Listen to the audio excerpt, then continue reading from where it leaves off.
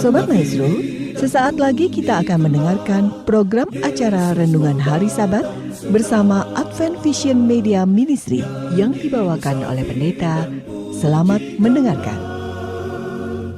Yesus mau datang segera.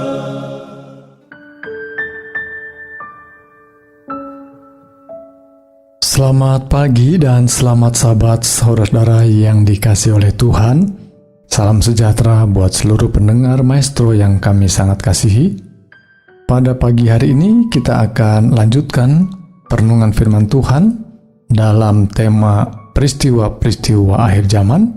Dan pagi ini kita akan lanjutkan dengan judul penampian, yang kami dasarkan pada ayat firman Tuhan dari Matius pasal yang ketiga ayat yang ke-12. Dan sebelumnya saudaraku, mari kita akan berdoa. Bapa yang bertahta dalam kerajaan surga, terima kasih untuk berkat Tuhan, perlindungan Tuhan jadi bagian kami, dan kasih-Mu sungguh nyata dalam hidup kami. Biarlah ketika kami boleh diberikan kekuatan yang baru di pagi hari ini ketika Tuhan membangunkan kami. Bimbinglah kami menjalani hidup kami, terlebih firman Tuhan yang kami baca, kami dengar, boleh menjadi sebuah kekuatan dan membangun iman percaya kami. Di dalam nama Yesus Kristus kami berdoa. Amin. Saudaraku yang dikasihi Tuhan, satu kali ketika kami melayani di sebuah gereja, saya bertemu dengan seorang anggota dan yang suaminya adalah mantan pendeta kita. Saya sebutkan mantan, rupanya beliau tidak lagi menjadi seorang pendeta atau gembala di gereja kita. Dan rupanya dia mengajarkan satu pengajaran yang berbeda dari apa yang diajarkan oleh Alkitab, apa yang diimani oleh gereja Masehi Advent hari ke-7. Jadi dia adalah seorang yang kemudian tidak lagi mengimani apa yang diajarkan di gereja kita, sehingga dia adalah bagian daripada keluarga yang tidak lagi menjadi anggota gereja kita. Padahal dia tadinya adalah seorang pemimpin di gereja kita, seorang menjadi panutan, sekarang tidak ada lagi bersama dengan kita. Dan cerita yang baru saja saya ceritakan adalah hanya salah satu cerita kecil saja, di mana ada banyak orang juga yang serupa seperti itu, sehingga ada banyak orang-orang, bahkan para pemimpin yang tadinya menjadi panutan, sekarang mereka keluar seolah-olah seperti ditampi. Sebagaimana judul yang saya bagikan pada pagi hari ini tentang penampian, saya akan bacakan beberapa ayat dari Matius pasal yang ketiga. Ini cerita atau ayat ini dapat dari cerita tentang Yohanes Pembaptis dalam khotbahnya ketika dia membawa pekabaran penting untuk pertobatan bangsa Israel. Dikatakan dalam ayat yang ke-10, kapak sudah tersedia pada akar pohon, dan setiap pohon yang tidak menghasilkan buah yang baik pasti ditebang dan dibuang ke dalam api. Aku membaptis kamu dengan air sebagai tanda pertobatan, tetapi Ia yang datang kemudian daripadaku lebih berkuasa daripadaku, dan aku tidak layak melepaskan kasutnya. Ia akan membaptiskan kamu dengan Roh Kudus dan dengan api. Alat penampi sudah di tangannya. Ia akan membersihkan tempat pengirikannya dan mengumpulkan gandumnya ke dalam lumbung, tetapi debu jerami itu akan dibakarnya dalam api yang tidak terpadamkan. Saudaraku, ayat yang terakhir yang saya sebutkan tadi adalah ayat yang mengutip satu kata yang menjadi judul kita pada pagi ini, yakni penampian. Rupanya alat penampi yang mungkin kita gambarkan, coba kita membayangkan, barangkali sekarang ini jarang orang menggunakan alat penampi, ya, tetapi bagi mereka yang masih tinggal di desa, bagi mereka yang pernah atau masih melihat pemandangan bagaimana orang menabur dan menuai. Ketika dituai, ada sekelompok orang yang bekerja di sawah itu menampi, ya, dengan sebuah alat yang bulat, lebar, dan kemudian padi ditaruh di sana, dan kemudian padi-padi yang kosong ketika dilemparkan ke atas tertiup angin dan keluarlah mereka. Jadi begitulah gambaran penampian. Ya, benih-benih gandum yang berisi tentu saja akan jatuh ke penampian, tetapi yang kosong mereka tertiup angin. Dan itu adalah gambaran tentang penapian, gambaran tentang kehidupan rohani kita, di mana orang-orang yang tidak berisi dalam arti imannya kuat, imannya teguh, mereka begitu ringan, begitu mudah dibuang, diombang-ambingkan oleh angin. Saudaraku, sementara renungan ini kita bicarakan, sementara ayat-ayat yang kita bacakan, kita renungkan, mari kita aplikasikan dalam hidup kita. Siapa kita? Apakah saya adalah seorang yang memiliki iman yang kuat, pemahaman yang kuat terhadap kebenaran firman Tuhan, kebenaran yang didasarkan oleh firman Tuhan? Atau kita adalah orang-orang yang sekedar pengunjung gereja saja, yang ketika ditanya tentang iman kita, kita tidak bisa menjawabnya? Saudaraku, jika itu yang terjadi, mari kita lebih banyak lagi waktu kita gunakan membaca, mendengar firman Tuhan dan merenungkannya, sehingga kita boleh menjadi bagian penting dalam penapian. Itu adalah biji-biji yang terpilih, dan inilah yang melewati berbagai kesulitan dan tantangan tentunya. Saudaraku, sementara Yohanes mengkhotbahkan pertobatan dan mengucapkan satu kata yang penting menjadi judul kita, yakni penampian, maka dalam Matius pasal 13 kita akan melihat bagaimana Yesus mengkhotbahkan hal yang mirip dengan itu, di mana saudara dan saya adalah orang-orang yang menerima firman, mendengar firman, sebagaimana firman yang digambarkan sebagai benih yang ditaburkan oleh seorang penabur, dan penabur itu adalah Yesus sendiri. Ada seorang hamba Tuhan yang membuat judul mengkhotbahkan Matius pasal 13 tentang perumpamaan penabur ini sebagai penabur yang bodoh, katanya. Mengapa penabur yang bodoh? Dia sebutkan alasannya karena dia menabur seperti sembarangan, ditabur begitu saja. Tapi ini adalah penabur yang sesungguhnya, penabur yang berkemurahan, saudaraku sekalian. Dia memberi kesempatan kepada banyak orang untuk boleh mendengar dan paling tidak mencicipi apa sesungguhnya kebenaran yang bisa menyelamatkan itu. Untuk itu, saudaraku, saya ingin membacakan ayat-ayat firman Tuhan tentang perumpamaan itu dalam pasal 13 Injil Matius. Adalah seorang penabur keluar untuk menabur, ayat yang ketiga. Dan ayat keempat, pada waktu ia menabur, sebagian benih itu jatuh di pinggir jalan. Lalu datanglah burung dan memakannya sampai habis. Sebagian jatuh di tanah yang berbatu-batu, yang tidak banyak tanahnya. Lalu benih itu pun segera tumbuh karena tanahnya tipis. Tetapi sesudah matahari terbit, layulah ia dan menjadi kering karena tidak berakar. Cerita yang mudah didengar tentunya, karena memang perumpamaan dibuat supaya orang-orang yang sederhana dapat dan mampu memahami kebenaran firman Tuhan. Selanjutnya ayat yang ke-6. Tetapi sesudah matahari terbit, layulah ia dan menjadi kering karena tidak berakar. Lalu ayat yang ke-7. Ini adalah benih yang ketiga. Sebagian lagi jatuh di tengah semak duri.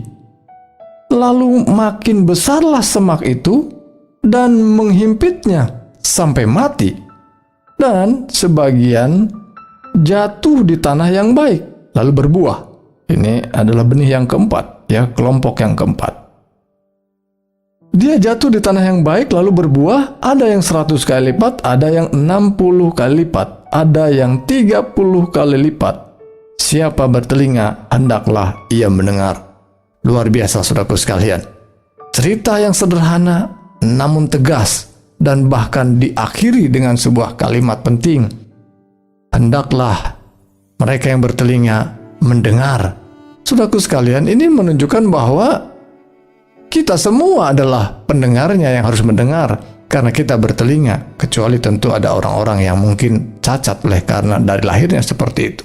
Saudara dan saya adalah kelompok orang yang dimaksudkan karena kita bertelinga dan hendaklah kita mendengar. Namun saudaraku sekalian, dari kelompok orang yang kita bacakan tadi adalah 4 kelompok yang mendengarkan firman. Artinya, tidak ada yang tidak pernah mendengarkan firman. Dan sejak awal memang Tuhan mengingatkan bahwa Tuhan akan melakukan fair play. Tidak ada hukuman tanpa diberitahukan duluan. Itu sebabnya Injil harus diberitakan ke seluruh dunia. Barulah tiba kesudahan. Tidak ada kesudahan dunia ini tanpa pemberitaan Injil sampai ke seluruh dunia, sampai kepada seluruh telinga, sehingga orang semua boleh mendengar. Namun saudaraku sekalian, ketika semua orang boleh mendengar, tidak semua menerima dengan menjadi berkat dalam hidupnya. Sehingga gambaran itu kita dapatkan dari keempat kelompok ini. Hanya kelompok yang terakhirlah yang digambarkan sebagai kelompok yang mendengar dan bahkan menerima lalu berbuah, saudaraku sekalian. Nah, sekarang dalam proses penampian ini, inilah kelompok yang akhirnya dimenangkan, kelompok yang akhirnya mengalami kemenangan iman. Tapi mari lihat, mungkin pertanyaan-pertanyaan timbul dalam pemikiran para murid yang mendengarkan pekabaran ini, mendengarkan ajaran yang melalui perumpamaan ini. Mungkin, ini kok pelajaran tentang apa ya? Namun Tuhan mengatakan dengan mengutip surat atau ayat dari kitab Yesaya, kamu akan mendengar dan mendengar, namun tidak mengerti. Kamu akan melihat dan melihat, namun tidak menanggap. Sebab hati bangsa ini telah menebal, dan telinganya berat mendengar, dan matanya melekat tertutup, supaya jangan mereka melihat dengan matanya, dan mendengar dengan telinganya, dan mengerti dengan hatinya, lalu berbalik sehingga aku menyembuhkan mereka. Saudaraku, jangan kita tafsirkan ayat ini sebagaimana kita pikir bahwa Tuhan tidak ingin orang ini bertobat. Ya, sesungguhnya mereka sendiri yang mengambil keputusan untuk tidak mau mendengar. Ya, tetapi Tuhan dengan cara menaburkan seperti orang bodoh, sesungguhnya Tuhan menunjukkan kasih dan kemurahannya kepada semua orang.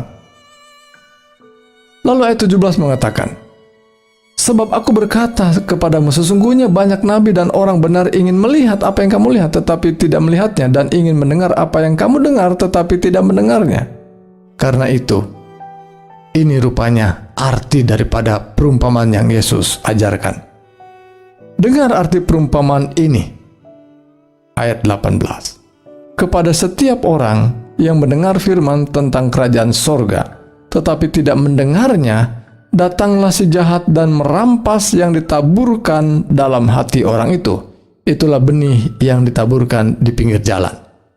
Jadi saudaraku sekalian, berbahagialah bila mana saudara adalah seorang juru kabar Tuhan, bila mana pernah melakukan pemberitaan kepada sahabat-sahabat kita, teman-teman kita, tetangga kita, dan ketika kita ditolak, rupanya itu adalah sesuatu bagaimana ayat ini digenapi, bahwa si jahatlah yang segera datang dan merampasnya. Namun ada kelompok yang kedua. Benih yang ditaburkan di tanah yang berbatu-batu ialah orang yang mendengarkan firman itu dan segera menerimanya dengan gembira. Saudaraku, mungkin ini adalah sebahagian daripada kita. Mendengar firman itu rasanya lega, rasa membawa ketenangan dan kedamaian. Tapi rupanya hanya sebentar saja. Ayat 21 mengatakan, tetapi ia tidak berakar dan tahan sebentar saja. Mengapa, saudaraku sekalian? Perlu berakar. Saudaraku, bila mana ayat ini menggunakan kata yang ada kaitannya dengan tanaman. Tanaman yang terus bertumbuh, naik ke atas, menjadi sebuah pohon yang besar. dan kuat, tentu itu bisa terjadi karena akarnya kuat, saudara. Dan akar biasanya adalah sesuatu yang tidak kelihatan. Kalau tumbuhan, tentu saja yang kita lihat adalah bagian atasnya, daun-daun dan batang, tetapi akar tentu saja jarang terlihat atau mungkin tidak pernah terlihat. Kadang-kadang muncul kelihatan sedikit. Tetapi ini menunjukkan bahwa sesuatu yang kita kerjakan tanpa kelihatan orang lain, itu adalah sesuatu yang membuat kita berakar kuat, saudaraku. Apa artinya? Kegiatan doa, kegiatan berpuasa, memberi sedekah yang disebutkan di dalam Matius pasal yang ke-6 adalah kegiatan-kegiatan yang tidak perlu dilihat orang lain. Itu sebabnya Yesus mengatakan kalau engkau berdoa, engkau berpuasa, engkau masuk ke dalam kamar kalau berdoa. Tidak perlu orang lain lihat. Ya, kita berdoa sendirian dengan Tuhan, tutup pintu. Kalaupun engkau berpuasa, minyakilah rambutmu sehingga engkau tidak kelihatan lusuh, sehingga orang lain tidak perlu lihat juga kita sedang berpuasa.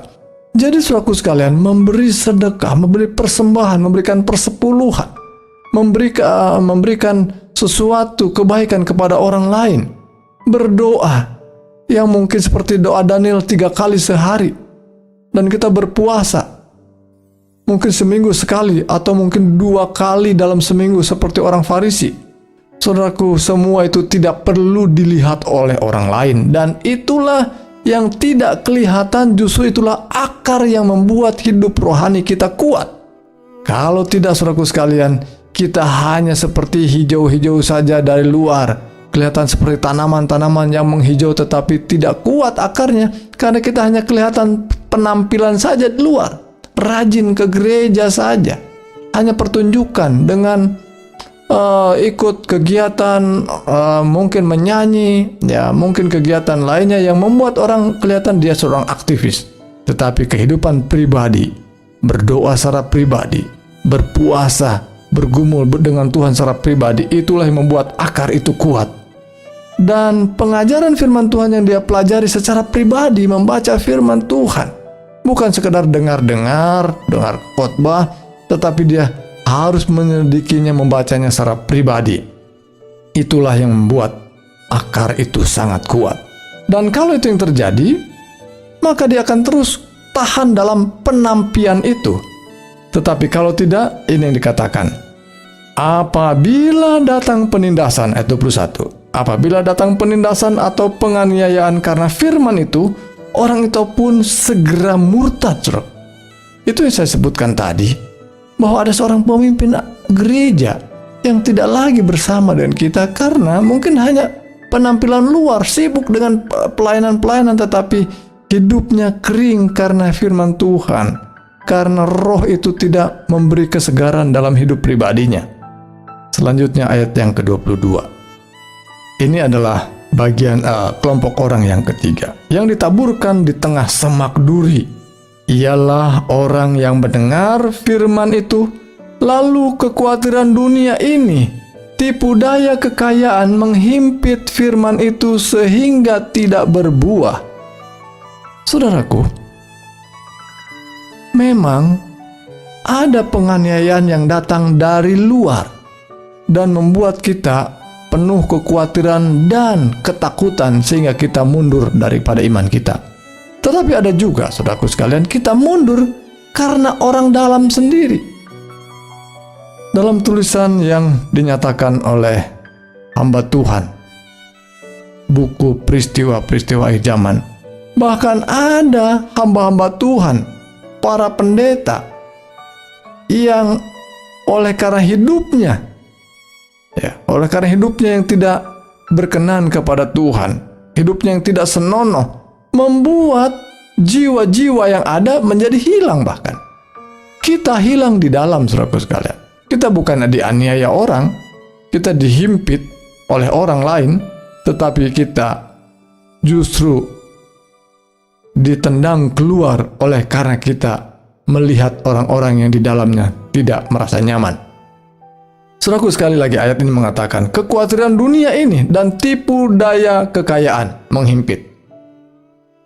Wah, rasanya bila mana kita melihat ke dalam gereja, bila mana orang-orang berpakaian bagus, orang-orang menggunakan bahan-bahan yang bagus, menggunakan cincin, menggunakan anting-anting dari emas, mungkin membawa mobil yang mahal harganya dan sangat mewah.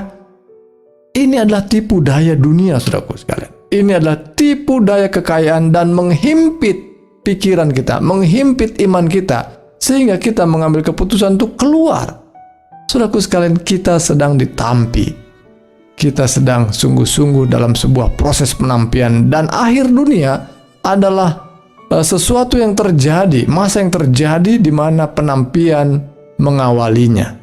Saudara dan saya saat ini sedang dalam proses penampian, dan saudara sedang ditantang dalam situasi di mana kita harus sungguh-sungguh menjadi pribadi yang kuat. Seperti apakah pribadi yang kuat? Dalam ayat yang 23. Yang ditaburkan di tanah yang baik ialah orang yang mendengar firman itu dan mengerti, dan karena itu ia berbuah.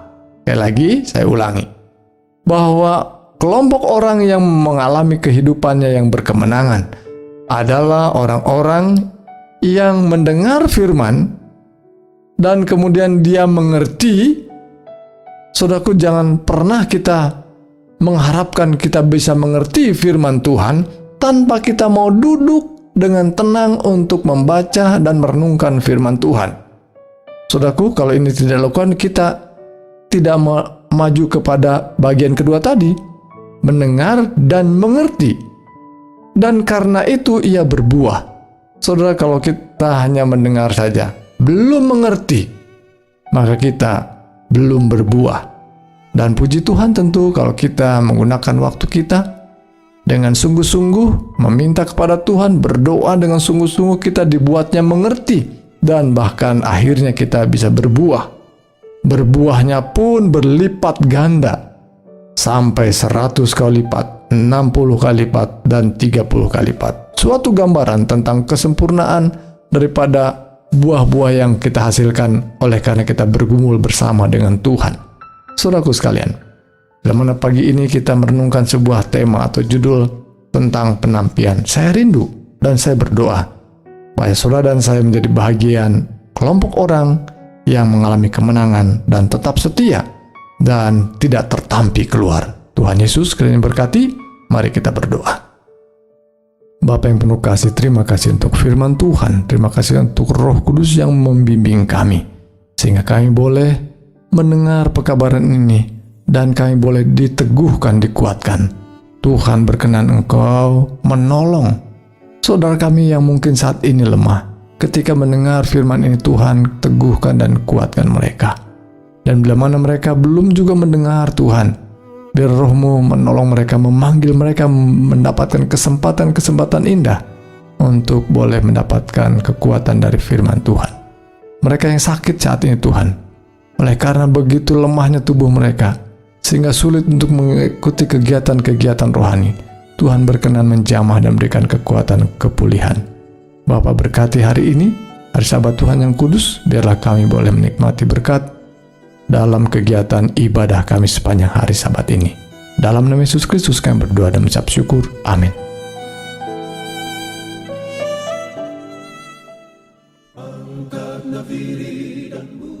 Sobat Maestro, Anda telah mendengarkan program acara Renungan Hari Sabat bersama Advent Vision Media Ministry.